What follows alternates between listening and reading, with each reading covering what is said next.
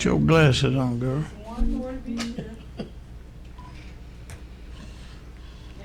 That's what I'm talking about. That's Game Chapel, AME Church. Okay. Represent. We want you all to get in line. Get your money, because the children need us. There you go. We don't have to argue about this. There we go. That's what I'm talking about. Good job. Oh, Mr. Rope over there talking, but man, he done put out a check on it. They done pulled out a check now. He put his money where his mouth is. Yeah. All right. Good That's job. what I'm talking about. I bet you still want them 3 minutes. Oh, you know you do. You know.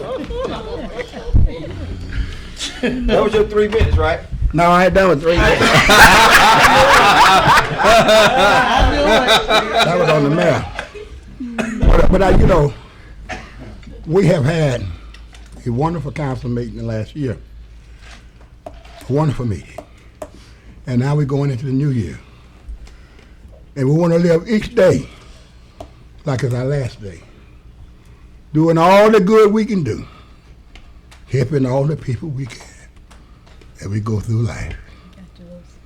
And once we come out on the other side, we have no control over that one. But as long as we're here, let's do the things that's pleasing in God's sight that will take us to the next level. Let's don't argue. Let's do it. Let's put it on the table. It's all for the people. And as you used to say, power to the people. Power to the people. And that's what I believe.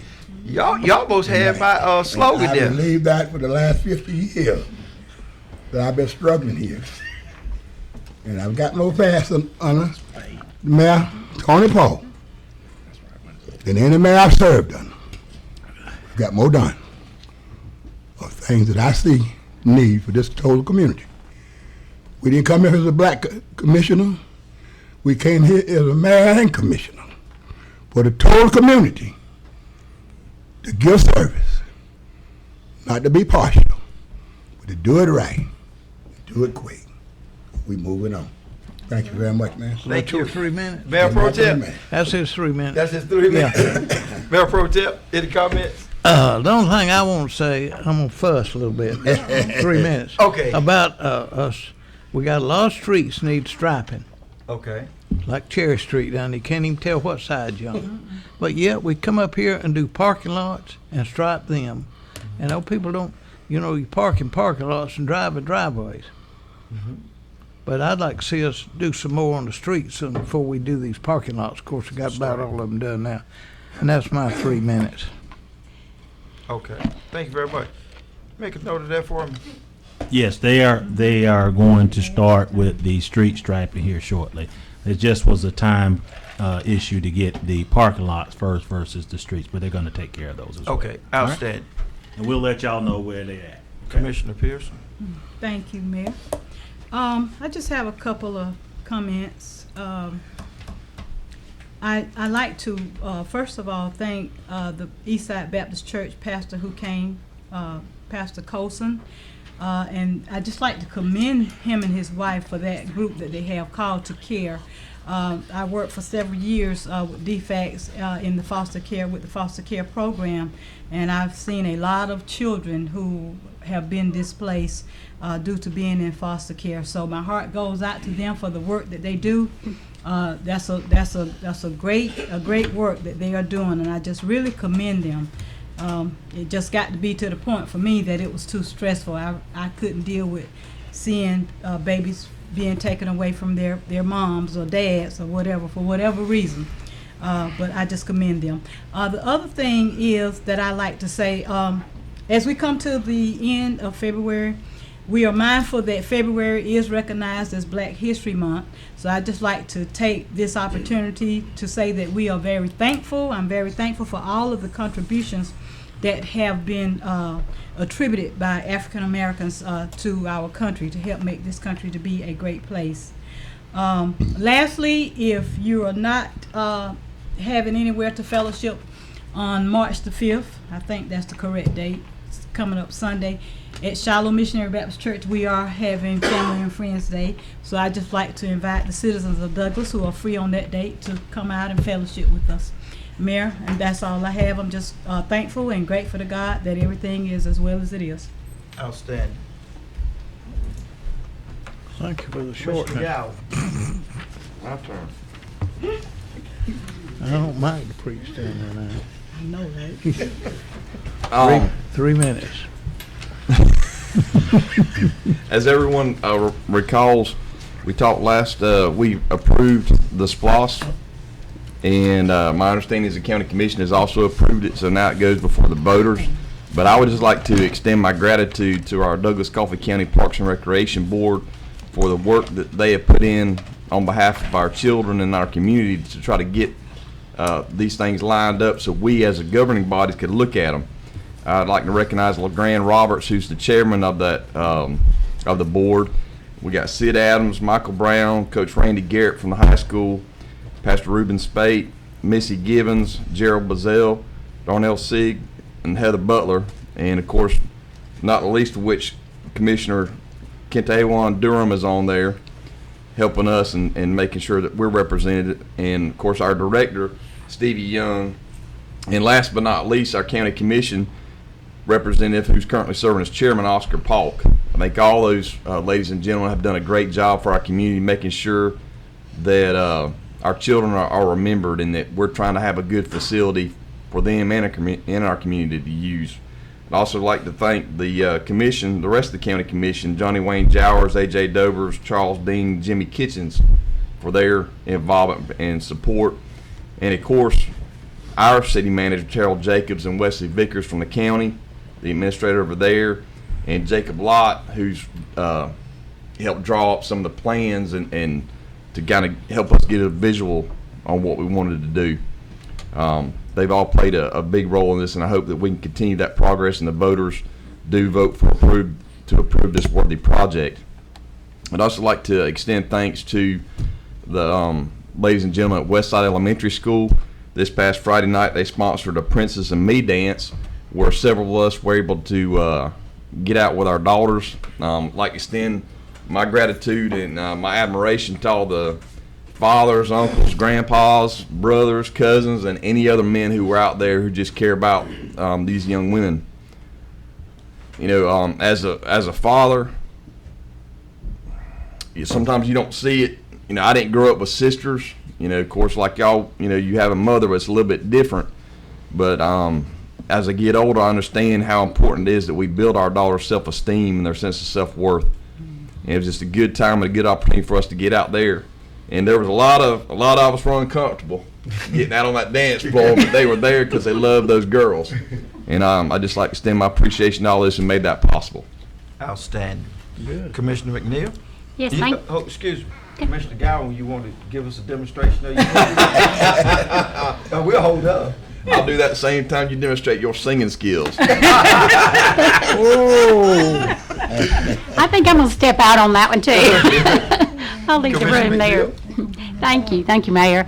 I want to say, first of all, I just returned from some newly elected officials training in Macon that's put on by the Carl Vinson Institute, a division of the University of Georgia, and I thoroughly enjoyed it. I appreciate the city allowing me to go and allowing me as a representative to, you know, network with a couple hundred of my peers and to see what's going on in their cities, what's effective for them, what's working, what's not working. And when I go off like that, I realize just how blessed we are and what our community has to offer. And people have heard about Douglas. They appreciate us, and most everybody you see knows somebody from here, and they hear we have good things going on. So I think we've got a reputation to live up to as a council and you know, as a group of leaders here. One thing I want to mention, we were not here. I had that training Thursday and Friday, and then Brian had training for Rotary President Saturday and Sunday, so we weren't able to make the Boys and Girls Club Foundation event. But I hear it was an awesome event. They raised a lot of money in the community with the Mardi Gras event they had, and I commend them on those efforts. Mr. Jacobs and I remember when the Boys and Girls Club was first getting off the ground here, and these people have just done an outstanding job raising money, so I congratulate them. Congratulations to the Beta Sigma Phi ladies. They had a great cotillion event over the weekend, and also looking forward to the event coming up at the Weir Center with the Southern Vintage, and we're looking forward to being there both days with them. And I want you guys, everybody in the community, to please come out and make these vendors feel welcome and show them our hospitality, please. Thank you. Thank you very much, Commissioner McNair. Short and sweet. Commissioner Dern. Good evening, everybody. Good evening. It's good to be here one more time. Yeah. I would like to acknowledge, what's Shanae?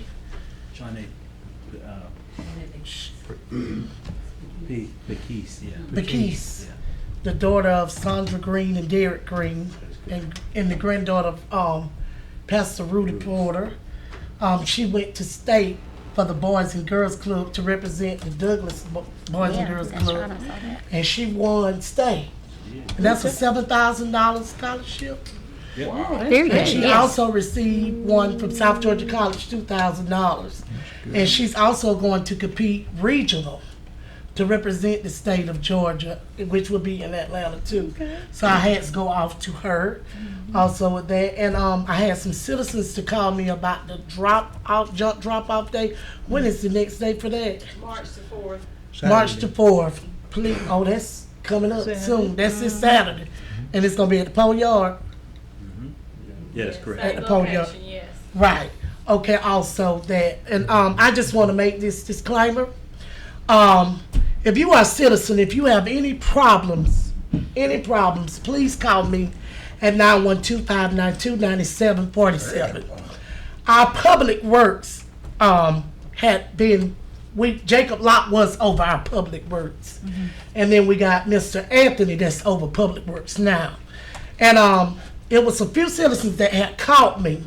And if Mr. Randall was here, he can testify to this, that I have streets that are on Pearl, Ethel, that need help. And we have went and we looked at the lands and everything. And Mr. Anthony can testify to this. Once I give them that, it's on them. So therefore, I just want you to know, citizens, we are working hard for you as an elected official. But if you have any problems and concerns, I tell you, I'm just a man just as well as everybody else. You put me here, I'm here to represent you. So call me back at 912-592-9747. I'm here to represent you, Ward 2. So therefore, we're getting a good stop, getting a good steal on the public works, and we're going to get everything that we need to get to. Because that's just like, for example, I put out there that we need lights on Pearl Street. I make these things known. So don't say that I'm not the voice of Ward 2, because I am working for you. And if Mr. Randall wouldn't have had that surgery this morning, he could stand here and flat-footed say that I made the issue known and that it was addressed, and I passed it over to them. So therefore, that's policies and procedure. But I love you all, and if you have any concerns or questions, you contact City Hall, the mayor, and everybody else. You just said everybody contact you. Yeah. 912-592-9747. Thank you. Outstanding. Well, let me say this right here. One of the things is that having an opportunity to serve as an elected official is a high honor. And I think that sometimes when we serve in the position, we forget that we are just servants. We are not above anybody in this city. We're actually the lowest thing on the totem pole. And one of the things that in that service sometimes we have to make some decisions that are good, as the pastor expressed. There are going to be problems on the left that we address, and then there are problems on the right that we couldn't get to. Then when we got to the problems on the right, then the other problems on the left pop back up. So my thing is this right here: as public service, we can only do the best that we can do. We can only do the best that we can do. And I think that one of the things is, I'm mentoring a couple of individuals in my other capacity. And this morning I typed a little instant message to one of my mentees, is a leader only does two things. They only do two things. I don't care how you dress it up. A Vietnam vet told me this back in '82 at Fort Polk, Louisiana. A leader makes decisions. That's the first thing that